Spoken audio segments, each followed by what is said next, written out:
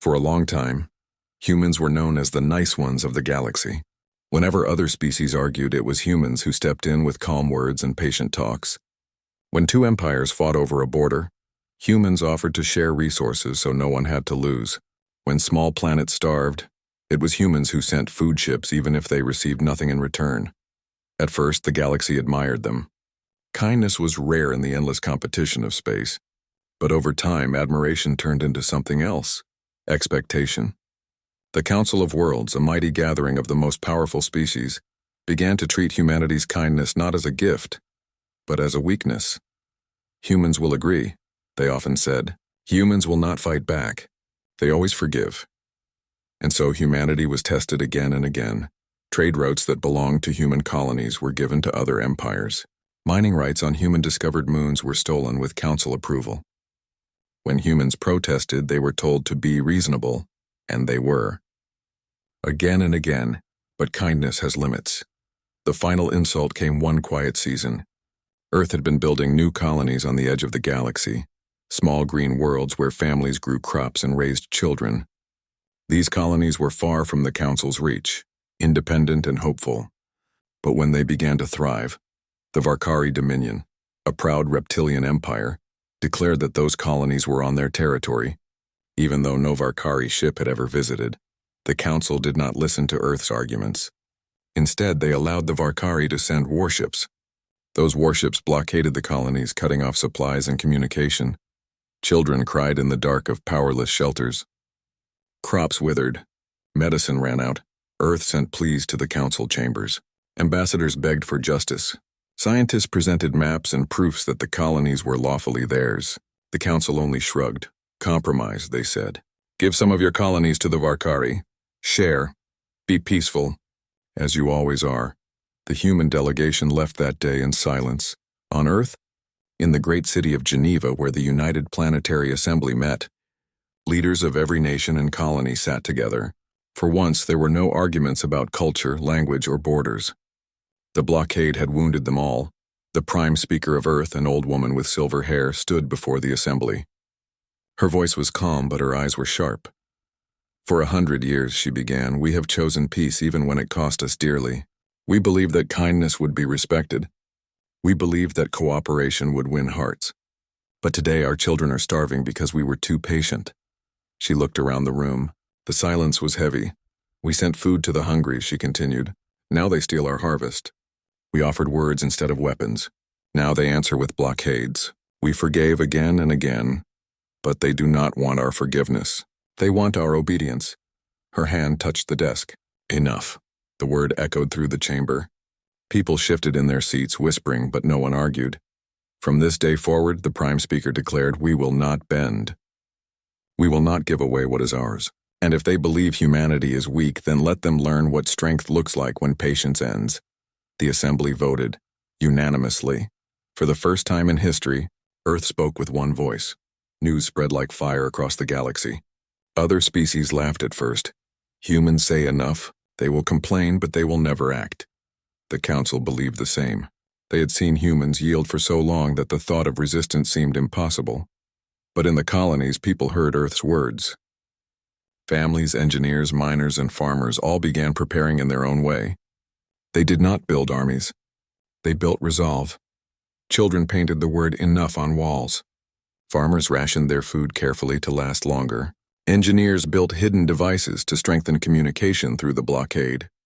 Teachers told stories of Earth's past, of times when humans endured wars, disasters, and still stood tall. Slowly, something shifted. Fear turned into determination. On the Council's homeworld, the alien delegates noticed. Reports came in. Human traders were refusing unfair deals. Human scientists stopped sharing discoveries freely. Human diplomats smiled politely but agreed to nothing. It unsettled them. One delegate of the insectoid creel asked, why do humans no longer bargain? Another replied, because they believe they are at war. The creel clicked his mandibles nervously. But they have not fired a shot. They do not need to, came the answer. In the Varkari warship circling one of the blockaded colonies, Captain Sareth watched human ships attempt to enter orbit. Each time he ordered them turned away. Each time the humans obeyed. retreating without a fight. He laughed at their weakness. They cannot resist us, he told his crew. They are too soft. But in the shadows of the colony, the humans whispered a different truth. They were not retreating. They were waiting. One evening, under the pale light of a foreign sun, a teacher gathered her students in a dim classroom on the colony. They were hungry, tired, afraid, but she spoke with warmth. "Do you know why the stars watch us?" she asked. The children shook their heads. "Because we are stubborn," she said. "We survive storms. We climb mountains. We cross oceans. And now we live among the stars. The others think we are weak because we are kind. But kindness is not weakness. Kindness is a choice. And when we say enough, we mean it." The children listened. Their eyes grew brighter. Back on Earth, fleets did not gather with guns and missiles. Instead, humans began to plan differently. Economists mapped out trade paths that the Council depended on. Engineers studied the wormhole networks that connected empires. Scientists examined communication codes used by alien fleets. They prepared not for destruction, but for disruption. For a century, humanity had learned from every species, absorbing knowledge, technologies, and languages. Now all of it would be used, not to make war in the old sense, but to make war in a new one. The war had begun, but it was not the kind anyone in the galaxy expected. There were no fleets screaming through space, no planets exploding in fire. Humans had stopped being nice, yes, but they had chosen a new battlefield: strategy, intelligence, and cleverness. In the weeks following Earth's declaration of enough, the humans moved like a current beneath the surface. Traders refused deals that would give away resources for free. Engineers reprogrammed freighters to bypass Varkari blockades. Scientists cracked alien communication signals and quietly monitored enemy movements. No one called it war yet, but the effects were undeniable. On the orbital station above the colony of Lyra 5, Captain Sarath paced in frustration. "They haven't attacked us," he growled. "They don't even try to fight." One of his lieutenants, a young Varkari with shining scales, replied nervously, "Maybe they are waiting?" Sarath laughed. "Humans waiting? They obey our orders. They retreat when we block them. They are soft, weak, and patient. Patience is useless in war." But the truth was different. Every human ship that retreated carried information, mapped the enemy fleet, and observed their weaknesses. Every denied request, every polite refusal, made the aliens underestimate them further. The humans were silent, invisible, and deadly clever. On Earth, the United Planetary Assembly had turned into a war room, but not a normal one. There were no weapons on the table. Instead, massive screens displayed maps of trade routes, wormhole networks, and communication signals of every major alien empire. Analysts worked around the clock, connecting threads of information that no alien ever imagined humans could see all at once. "Commander Yu," said an assembly advisor, "if we cut the supply routes to the Varkari fleets by 30%, they will be forced to redistribute their ships." Yu, a young fleet strategist, nodded. "We will do more than redistribute them. We will make them useless. Their fleets cannot move if we control their supply chains. They rely on us even though they don't realize it." A murmur of approval went around the room. This was not war with blasters and bombs. This was war of intelligence, logistics, and patience. A war the galaxy had never seen before. Meanwhile, on the colony of Lyra 5, humans began to implement small but powerful changes. Farmers discovered ways to grow crops faster under harsh sunlight. Engineers modified communication networks to send encrypted messages across blocked channels. Teachers organized children into small teams to gather information about the alien patrols and report quietly to Earth. The aliens believed they had humans trapped. But in reality, humans were turning the trap into their advantage. In the dark corridors of the Varkari fleet command ship, frustration boiled over. Sarath barked orders only to see the humans evade every attempt to force a fight. Supplies that should have been guaranteed vanished mysteriously. Reports of human intelligence leaks appeared daily. Sarath's scales shimmered with anger. "They are ghosts," he hissed. "How can they move without fighting?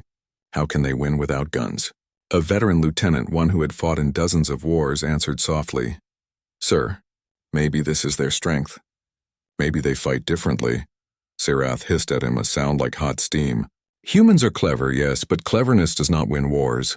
Force wins wars. You will see. We will make them obey. But even Sarath could not stop the human current flowing through his fleet.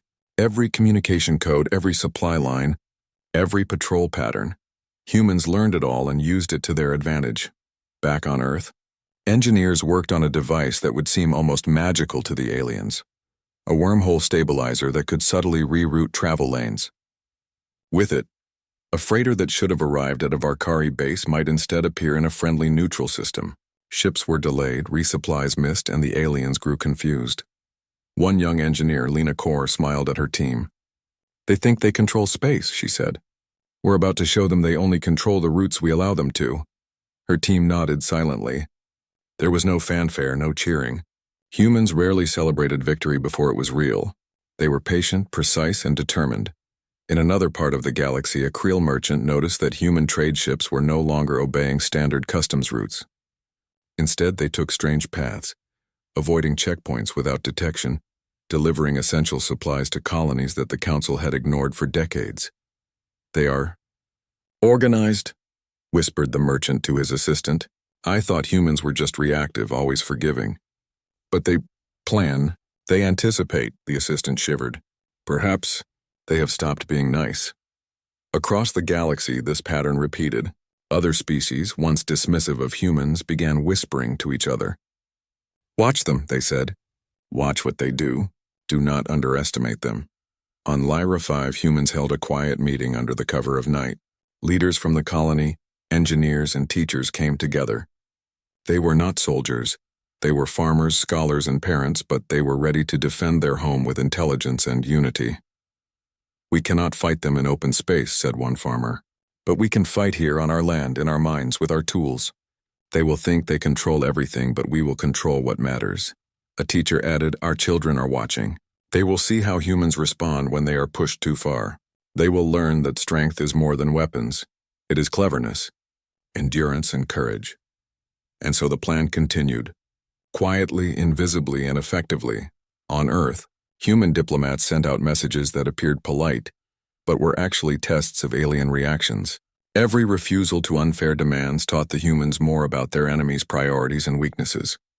Every trade denied, every colony reinforced, every secret communication sent was a step forward.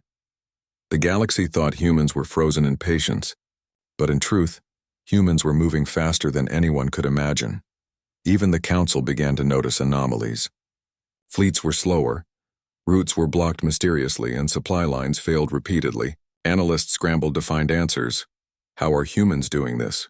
one alien minister cried. "They haven't fired a single shot." A human representative, speaking through a translator, finally replied with a calm smile. "They are not fighting you with guns. They are fighting with mind, strategy, and unity, and you will lose if you continue to underestimate them." The minister froze. No one had ever spoken to the Council this way, and it was true. By the end of the first month, the silent war was already making its mark. Alien fleets were confused. Colonies once threatened were surviving. Trade routes were disrupted. And the humans were just getting started, from their quiet stations, from their hidden laboratories, from their small settlements on distant worlds. They were teaching the galaxy a lesson it had never learned. Humans could be patient, humans could be kind, but when pushed too far, humans could be unstoppable. The war had begun, not with a shot, not with fire, but with the quiet, brilliant actions of a species that refused to bow. The galaxy had never understood humans. For centuries, other species had assumed that strength meant power, weapons, or sheer force. Humans had always been underestimated, dismissed as emotional, fragile, and naive. But patience and kindness were not weaknesses. They were preparation. By the time the Council noticed, humanity had already gained the upper hand, and now their advantage was becoming impossible to ignore. In the orbital labs above Earth, engineers and scientists worked side by side. There were no soldiers, no generals in sight. The battle was in data, logistics, and invention. Signals intercepted from the Varkari fleet show they are trying to reroute supplies, said Dr. Rena Choudhury, a communications expert. "We can predict their next move." Her assistant, a young analyst named Matteo, nodded. "We can even simulate their decisions. If we adjust just 3 supply nodes, we can delay their fleet by 10 cycles without them knowing how. Rena smiled faintly. Humans don't need to fight fleets to win. We make them irrelevant before they even reach the battlefield. Meanwhile, on the colonies, humans were demonstrating ingenuity that the galaxy had never seen. On a remote planet called Delta 9, settlers faced an incoming blockade by alien drones. There were no weapons to fight the drones, just knowledge, creativity, and patience. A farmer named Elias gathered his neighbors. "We can't blast them out of the sky," he said, "but we can guide them. We know their sensors are sensitive to heat and movement. If we plant mirrors and sensors in the fields, we can trick them into seeing things that aren't real." For days, the community worked quietly. They placed reflective panels, painted false shadows on the ground, and set up sound devices. When the drones arrived, they saw phantom fleets, phantom ships, and empty landing zones. The drones wasted hours trying to find targets, reporting false data back to their command. The aliens were furious. They thought humans would panic. Instead, humans smiled quietly and adjusted their plan. Above all, humans excelled at observation and adaptation. On a neutral station in the Andari system, a human linguist named Marisol had spent months decoding alien signals. She had discovered that Varkari messages used a repeating sequence in certain commands. By sending false signals using the same sequence, she could misdirect entire fleets without ever leaving Earth space. Her colleagues watched in awe. "It's like they are dancing with us, but we are leading the steps," one whispered. Marisol nodded. "They think humans are predictable, but humans learn faster than any species I know. We adapt and we thrive, and we turn their overconfidence into mistakes. Even children were contributing." On Lyra 5, school groups were assigned to monitor local skies and colony perimeters. They reported suspicious patterns, unusual movements, and minor shifts in alien patrols. Teachers guided them carefully. "Your eyes are important. Your notes are important. You may be small, but knowledge is bigger than any weapon." One boy, no older than 10, pointed out a repeating drone path that no adult had noticed. Using his observation, engineers were able to predict the Varkari's supply drop schedule. The Council had always dismissed humans' intelligence as ordinary. They had assumed strength and weapons defined war. But humans knew that cleverness, coordination, and persistence could accomplish far more than sheer force. On Earth, the Assembly watched news from the colonies with pride. Trade and supply networks were being quietly disrupted.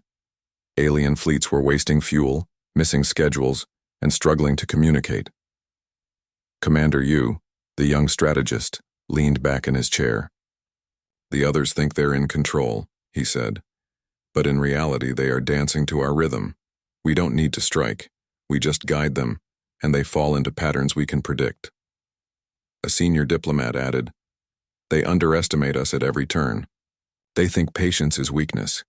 They think kindness is foolish, but all of it has been preparation." The Varkari fleet was now fully aware that something was wrong. Supply lines were failing, their patrols were misdirected, and colonies remained calm despite blockades. Captain Sarath grew desperate. "They cheat," he roared at his officers. "They are not fighting. Yet we are losing control."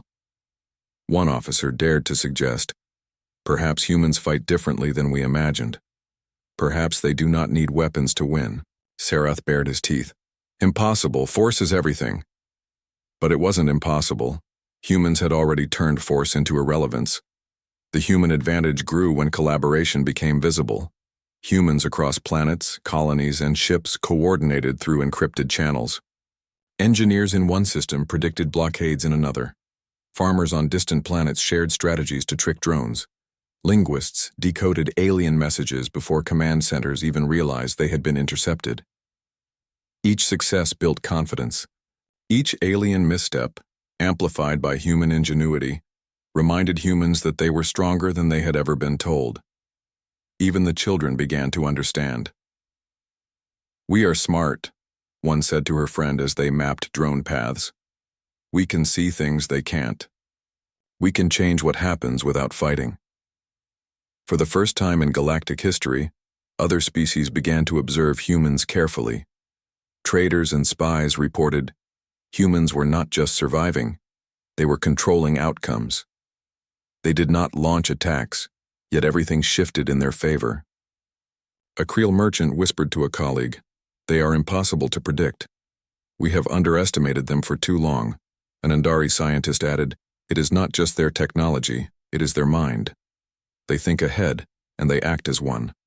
The galaxy slowly began to realize that humans had an advantage far greater than any weapon: unity, intelligence, and adaptability. Meanwhile, humans maintained their calm exterior. Diplomats smiled politely at alien delegations while subtly disrupting their plans. Engineers reprogrammed communications with precision. Farmers and scientists worked without pause. Even the children contributed to gathering intelligence, tracking patterns, and observing enemy movements. No one could predict human next steps, because humans never rushed, never panicked, and never overreacted. Their patience had become a weapon. In the council chambers, frustration boiled over. Ministers banged on tables, demanding answers. "How is it possible?" cried one. "They have not attacked us directly. They do not have large fleets. Yet, everything we do fails." A human representative finally spoke, his voice calm and firm. "You have always defined strength as force. You have always assumed we are weak because we forgive, because we plan carefully, because we endure. You are wrong. Strength is intelligence, unity, and adaptability. We are strong because we never stop learning. And now, we are in control." The room fell silent. No one had ever spoken to the council with such confidence. No one had ever revealed human power without a single gunshot. On the front lines of Lyra 5, Captain Sarath realized, too late, that humans had rewritten the rules of war. Every move he made was predicted, every path anticipated, every resource he relied upon disrupted. "Impossible," he whispered to himself. "How can they win without fighting?" The answer was simple. Humans had always been underestimated, and the galaxy had learned the hard way that patience, intelligence, and coordination could defeat armies without armies. By the end of the third month, the silent war had shifted decisively. Alien fleets were confused. Colonies thrived despite blockades. Supply routes faltered. And humans were everywhere, quietly and invisibly turning the galaxy's assumptions upside down. Humans did not need weapons to win. They only needed cleverness, unity, and the refusal to bow. The galaxy had begun to notice a pattern. Human colonies, once thought fragile and easy to control, were thriving under blockades. Supply chains meant to crush them were disrupted. Fleets that were meant to intimidate were trapped in confusion. And everywhere the Varkari, Creel, Andari, and other empires looked, humans were quietly adapting, surviving, and even advancing. For the first time, aliens realized the war they thought they were winning was being reshaped by humans in ways they could not understand. On Lyra 5, a neutral planet caught between competing empires, human engineers had devised a network of observation points. Small relay stations sent encrypted messages across hundreds of light years. They tracked every alien movement, patrol schedules, cargo shipments, even private fleet communications. From these stations, humans could predict attacks, avoid confrontation, and even manipulate the alien fleets without firing a single weapon. A young engineer, Merrick, watched the screens in wonder. "They'll never see this coming," he said. "Every move they make, we've already anticipated. They think they control space. But space is ours now." Nearby, his teacher nodded. "It is not ours because we fight. It is ours because we think, we adapt, and we endure. That is the human way." Across the galaxy, Earth's diplomats were working on another front. They did not need to threaten or negotiate with anger. They simply refused unfair deals, sent carefully measured responses, and subtly encouraged neutral species to observe humanity's resilience. The Andari, a species known for their cautious trading, began quietly aligning with Earth. If humans can survive blockades without war, then they are worth following, an Andari merchant said. The Creel, insectoid and rigid in protocol, grumbled, but began to adopt more careful strategies when trading with human colonies. They had learned the hard way that humans were no longer predictable, and that misjudging them could mean ruin. Captain Sarath's frustration had reached new heights. The Varkari fleet, once a symbol of dominance, was now caught in confusion. Supplies were rerouted without warning, patrols were misdirected, and colonies continued to thrive. They cheat. They use tricks we cannot see, Sarath roared. His officers were tense. They had fought wars before, but nothing like this. The humans were not just avoiding defeat, they were shaping the battlefield without ever appearing on it. One young officer dared to suggest a plan. Sir, perhaps we can negotiate? Sarath froze. Negotiate? After months of attempted intimidation? Never, he hissed. Humans must be broken or they must obey. Anything else is weakness. But the weakness, ironically, was on Sarath's side. Humans were rewriting what strength meant, and the Varkari had no idea how to respond. On Earth, Commander Yu convened a council of engineers, scientists, and strategists. They analyzed every intercepted signal, every blockade pattern, and every attempted attack on human colonies. We have reached a tipping point, Yu said. The aliens are confused, demoralized, and reacting to us rather than acting independently. If we continue to adapt, the galaxy will see that humans do not just survive, they lead. An analyst added, we should prepare to assist neutral worlds as well. Showing them our approach will encourage cooperation and create alliances without conflict. Yu smiled. Exactly. Humans do not need to fight battles to win influence. Intelligence and unity are more powerful than fleets. In the colonies, humans were quietly expanding their capabilities. On Delta 9, engineers had developed drones to help with mapping and supply. Farmers learned to grow food in extreme conditions. Children assisted with monitoring drones and relaying information. Everything humans did was precise. Nothing was wasted. There were no panic-driven decisions. The aliens, meanwhile, were scrambling. They are ghosts, muttered a Varkari lieutenant. We cannot catch them, cannot control them. Yet they always have what they need. Sarath growled. It is impossible. How do they do this without attacking, without even fighting? And the truth was simple. Humans never underestimated themselves. They relied on their creativity, endurance, and intelligence to turn even the smallest advantages into decisive results. One of the most remarkable aspects of this silent war was how humans inspired others. Neutral species began quietly observing human colonies. They noticed how humans survived under blockades, adapted to threats, and cooperated without internal conflict. A neutral diplomat from the Tereli species reported, they are not using weapons. They do not provoke, yet they dominate the situation. Other species will respect them, not for fear but for their capability. Humans were showing the galaxy a new standard. Strength was no longer measured by fleets or cannons. Strength was measured by patience, strategy, and collaboration. Even the children played a crucial role. On Lyra 5, one group of students monitored drone patrols using small observation devices. They noticed patterns no adult could see and communicated their findings to engineers and strategists. Look at this, said one child, pointing at a projection. They always return to the same path after 3 cycles. If we adjust our defenses, they will be delayed for a full rotation. The engineers nodded. Excellent. This small observation will save hours and prevent supply disruptions. Well done. It was in these small moments that the true power of human ingenuity shone through. Every member of society, from child to scientist, contributed. On Earth, the United Planetary Assembly recognized a crucial moment. Neutral species inspired by human success were beginning to shift allegiances. Trade that once bypassed humans was now flowing through human-controlled routes. Colonies that seemed isolated were now linked by networks of communication, intelligence, and aid. The Council could no longer ignore the fact that humans were setting the pace and shaping the galaxy's response. One senior diplomat stated quietly, "They are not just surviving, they are leading, and they have not fought a single battle in the traditional sense." In a daring move, humans reached out to the Varkari directly, but not with threats. They sent a simple message: we do not wish to destroy. We do not wish to conquer, but we will no longer allow injustice. Adapt, cooperate, or be prepared to be irrelevant. The message was polite, calm, and terrifying in its clarity.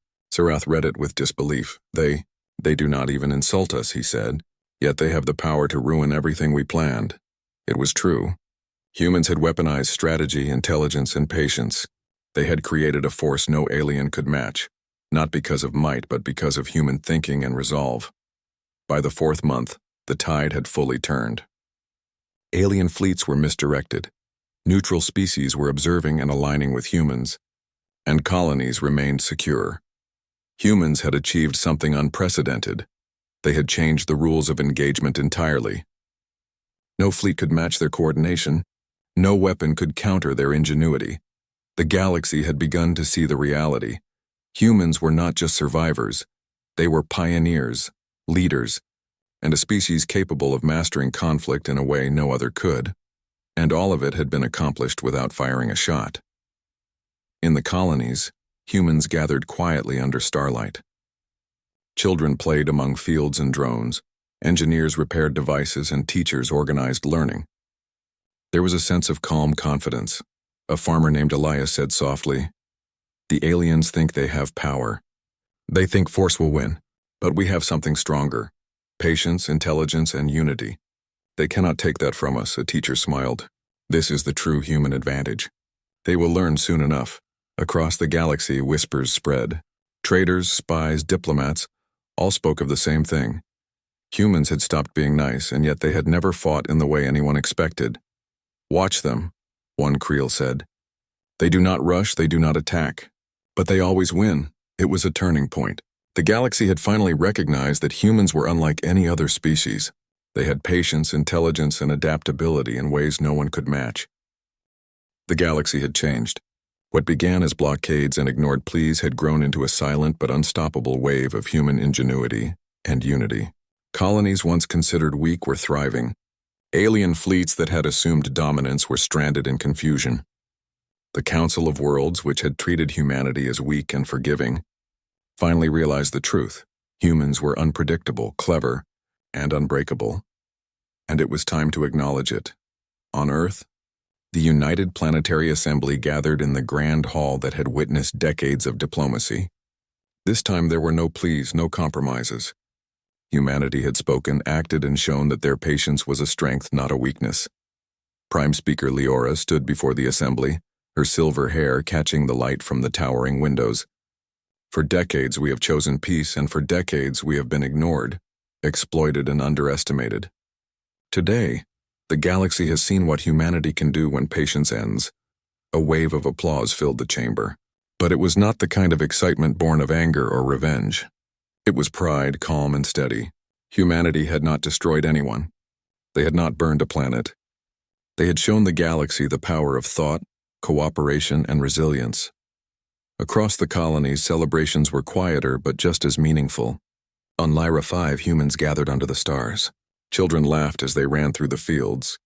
Engineers adjusted equipment with precise care, and farmers shared bountiful harvests. Elias, the farmer who had helped misdirect alien drones months earlier, stood among the villagers. "Look at what we've done," he said softly. "Not with guns, not with fear, but with patience, intelligence, and unity. The galaxy is listening now. They cannot ignore us." Nearby, a teacher added, "And the children remember. They will grow up knowing that humans do not bow, do not yield, and do not compromise justice. That is how we lead." The Council of Worlds convened an emergency session. Alien ministers argued fiercely, blaming one another for their failures. Reports detailed fleets stalled, supply lines rerouted, and colonies thriving despite blockades. A human representative, calm and dignified, addressed them. "You called us weak because we were kind. You called us naive because we forgave. You assumed patience was a weakness. You were wrong. Humanity is strong because we think, because we adapt, and because we endure. And we will no longer be used as tools for your ambition." The council fell silent. No species had ever spoken so boldly to the galaxy's governing body. And the message was clear. Humans were not to be underestimated ever again. In the Varkari fleet, Captain Sarath stared at the reports in disbelief. Supply lines failed, colonies remained secure, and humans had anticipated every move. "Impossible," he hissed. "We had power, we had fleets, and they have made us irrelevant without a single fight." A young officer whispered, "Sir, maybe they have won." Sarath bared his teeth. "Humans cannot win without weapons. This is not how war works." But Sarath's logic, like that of so many others, had failed to understand the human advantage. Strength was not always in fleets or lasers. It was in unity, intelligence, and the will to endure. Across the galaxy, neutral species began shifting allegiances. Traders rerouted commerce to human colonies. Scientists shared discoveries freely with humans, impressed by their resilience and innovation. Planets that had been isolated now found themselves connected through networks humans had built quietly, efficiently, and intelligently.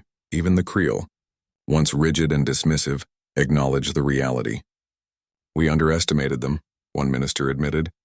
"They do not fight like others. Yet they win. Their strength is unlike anything we know." It was a turning point. The galaxy had learned a lesson that would never be forgotten. Never underestimate humanity. On Delta 9, engineers monitored the skies, ensuring colonies remained secure. Children relayed reports from observation posts alerting humans to alien movements. Farmers shared techniques to grow food faster, more efficiently. Humanity's collaborative spirit had transformed even the smallest actions into strategic victories. Marek, the young engineer who had helped reroute drone patrols months earlier, stood and looked at the stars. "We have not fired a single shot," he said. "Yet the galaxy knows humans are not to be trifled with. Every move we made, every plan we followed, it has all worked." Nearby, a teacher smiled. "And that is the human way. Cleverness, patience, and unity make a force stronger than any weapon." On Earth, the Assembly formalized humanity's new role in the galaxy. Peace treaties were drafted not from fear, but from respect and recognition. Colonies and neutral species were integrated into a cooperative network. Humans were no longer simply participants. They were leaders not by domination, but by example. Prime Speaker Leora addressed the Assembly once more. "We do not seek revenge. We do not seek war. We seek fairness, cooperation, and accountability. The galaxy will not forget that humans endure, humans adapt, and humans act with wisdom and unity. This is the new order, and humanity will guide it responsibly." The Assembly erupted in applause, not in fear but in hope and admiration. Even Captain Sarath, alone on his command ship, had begun to understand. Humans had never needed to destroy fleets or planets. They had never needed to fire a single shot. Humans had taught the galaxy a new lesson about power, intelligence, and will. They are impossible," he muttered. "We could never match them. We never understood them," and he was right. The galaxy had seen the dawn of something unprecedented. A species whose patience was power, whose kindness was strategy, and whose determination could reshape entire systems without violence. In colonies across the stars, life returned to normal, but it was a new normal. Children played under alien skies, learning the stories of human ingenuity. Scientists shared their knowledge freely. Engineers solved challenges collaboratively, and communities thrived without fear. Humans had stopped being nice because they had to, but they had done so without cruelty, without destruction. They had only claimed what was rightfully theirs and set a standard the galaxy could respect. Elias looked at the horizon of Delta 9, watching children run through the fields. "We have done more than survive," he said. "We have led, and the galaxy has finally noticed what it means to face a human who says, 'Enough.'" Back on Earth, the Prime Speaker's words echoed through history. "The galaxy will remember this moment," she said. "Not because humans conquered by force, but because humans refused to be used, refused to be underestimated, and refused to be broken. That is the true strength of our species." Across the stars, humans continued quietly, wisely, and boldly building networks of knowledge, cooperation, and security. Other species could no longer treat them as weak or naive. Humanity had changed the rules of engagement, the meaning of power, and the future of the galaxy. The silent war had ended, not with explosions or destruction, but with respect, recognition, and a new order guided by human will and intelligence.